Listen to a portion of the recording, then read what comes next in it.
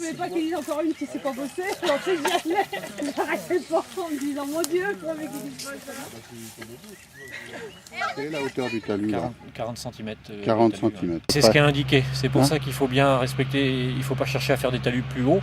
Sinon, on est obligé de creuser pour planter les eucalyptus. Je vais allonger le truc, je vais t'en mettre tous les 2 mètres. C'est bon.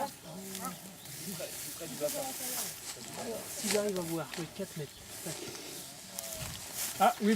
Donc il s'agit de retraiter les eaux de salle de traite en fait, Ouais. et les eaux les jus de fumière, donc qui seront envoyés successivement, donc une semaine dans un, une semaine dans l'autre et encore dans l'autre, et on revient toutes les 3 semaines dans ce bassin. Donc la réflexion sur la mise aux normes, elle a duré 4 années. Quoi. Ouais. 4 années pendant lesquelles, à chaque fois, j'ai remis en cause les différents projets qui me paraissaient beaucoup trop coûteux pour arriver finalement à un projet au final très peu coûteux, c'est-à-dire 6 000 euros tout compris d'investissement. Quoi. Donc les différents effluents arrivent ici. Et là, donc, il faut savoir d'abord que la phytoépuration, c'est un traitement secondaire. Il y a avant un traitement primaire qui a lieu ici dans un BTS, bassin tampon de sédimentation. Donc les effluents arrivent ici et donc ils subissent une phase de décantation. Le BTS a été aménagé dans une ancienne fosse existante de 60 mètres cubes. Et on voit ici donc l'installation des buses qui permet la séparation des effluents, enfin qui recueille l'effluent qui a subi un abattement au niveau de la charge polluante et de l'azote. Et c'est donc dans ces buses qu'est installée la pompe de reprise. Quoi. Et autrement, donc ici, il y a la fumière classique, je dirais. Quoi. Ce bassin sert à épurer les eaux usées de la ferme. Ouais. Donc toutes les eaux usées, c'est-à-dire les eaux blanches, les eaux vertes et les eaux brunes. D'accord. Également les lexiviats de fumière, ce qui est le plus chargé. Donc la dimension du bassin est calculée en fonction des surfaces polluées par les eaux, des surfaces d'air d'exercice ou les surfaces de fumière, et en fonction du nombre de vaches. Voilà. En fonction de la pluviométrie. Après, la dimension du bassin est aussi calculée en fonction de la texture et de la structure du sol. D'accord. En fonction du taux d'argile. Donc tout ça est défini. Et donc là, on en est à planter les roseaux qui, eux, épureront les eaux. On envoie des eaux pendant une semaine dans chaque bassin. Donc, Il y a combien de bassins il y a là 3 bassins. Donc toutes trois les 3 bassins. semaines, on revient dans le même bassin. Les eaux usées sont en première partie épurées grossièrement dans un BTS. Un BTS, c'est un bassin tampon de sédimentation. Ouais. Dans ce bassin, on ne prend que le milieu de la fosse, parce que c'est un réceptacle qui s'appelle BTS, mais c'est une fosse. Les parties lourdes se sédimentent, les parties légères restent en surface. Et on ne prend que la partie du milieu, c'est-à-dire la moins chargée. La partie liquide, d'accord. La partie liquide, la moins chargée. Et on l'amène ici par une pompe qui pousse le produit et qui sort par ces trous là en aspersion sur le bassin pour arroser les roseaux. D'accord. Qui eux épureront cette eau. D'accord. En périphérie du bassin, il y a une digue à peu près de 30 cm de haut, d'1 mètre de large, sur lesquelles sont plantés des jeunes eucalyptus, qu'on voit bien là-bas. Il y en a 2 là. Donc un tous les 2 mètres, qui eux ont pour rôle de maintenir la digue et de pomper les excédents d'eau, sachant que l'eucalyptus pompe énormément d'eau, environ 400 litres par kilo de bois produit. Ils seront coupés tous les 5 ans, c'est-à-dire recepés. Ils repartiront d'eux-mêmes. Oui, et la rotation est sur AgroBioConseil est intervenu. Moi, ça m'a permis à chaque fois de diminuer mon coût. Ouais. Et ce que j'ai apprécié avec eux, c'est qu'à chaque fois, ils prenaient en compte les aspirations de moi, les aspirations du paysan. Et avec moi, ils recherchaient le système Quel est le mieux le te moins coûteux, correspond, ouais. tout en respectant les normes, tout en faisant attention à l'environnement, puisque ici donc on est en bio, donc c'est un tout. Donc, parallèlement en fait au PMPOA classique, c'est-à-dire mise aux normes avec les fosses, sauf fosses fumières, en fait il a été développé des systèmes de traitement des effluents peu chargés.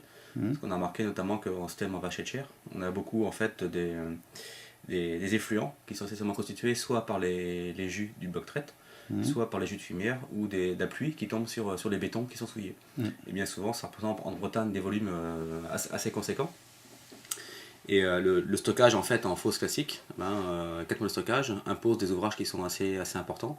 Donc l'Institut d'élevage avec le CEMAGREF ont développé en fait, ont recherché des solutions alternatives pour traiter en fait ces effluents qui sont très peu chargés.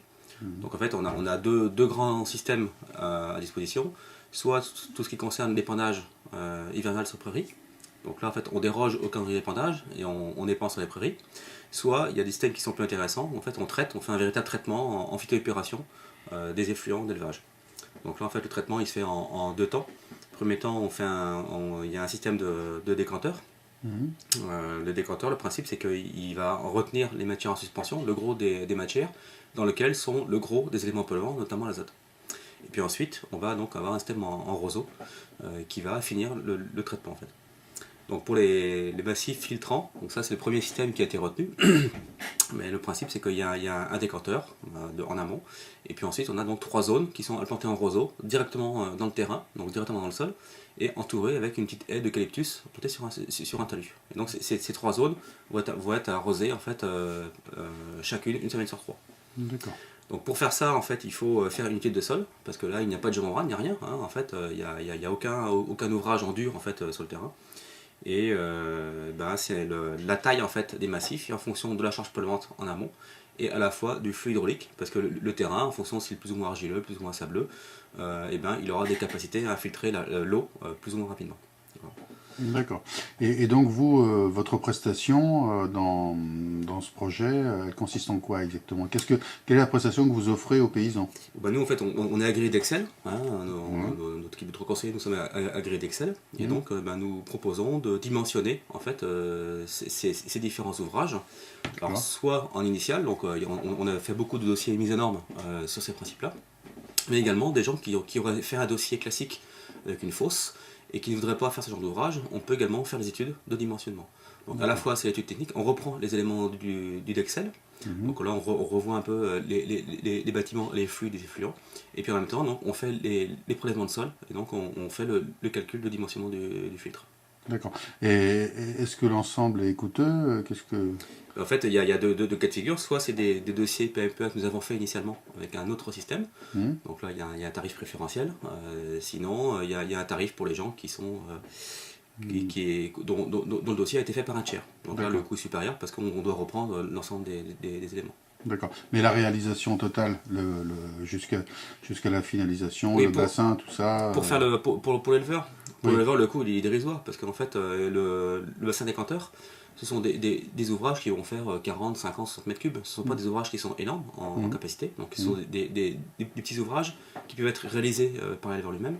Et puis les massifs, c'est un peu de terrassement, il n'y a pas de mise de fond importante, mis à part les plants d'eucalyptus. D'accord, et puis avec une économie sur les frais de mécanisation pour l'épandage par exemple. Alors après c'est ça, parce que bien sûr là, non seulement c'est moins cher, c'est mieux financé, parce que les barèmes de subvention ne sont pas les mêmes, c'est plus intéressant, le taux de subvention est supérieur et le coût total est moins cher. Et en plus vous avez intégré le coût de dépollution, le coût d'épandage, à savoir que quand vous faites une fosse classique, en 10 à 12 ans, en coût d'épandage, vous repayez à nouveau la fosse. Agrobio conseil. Un conseil efficace, sans problème. Bon. Une confiance est installée. Avec eux, on est arrivé à un système peu coûteux et qui répond à la demande du paysan, quoi. D'accord.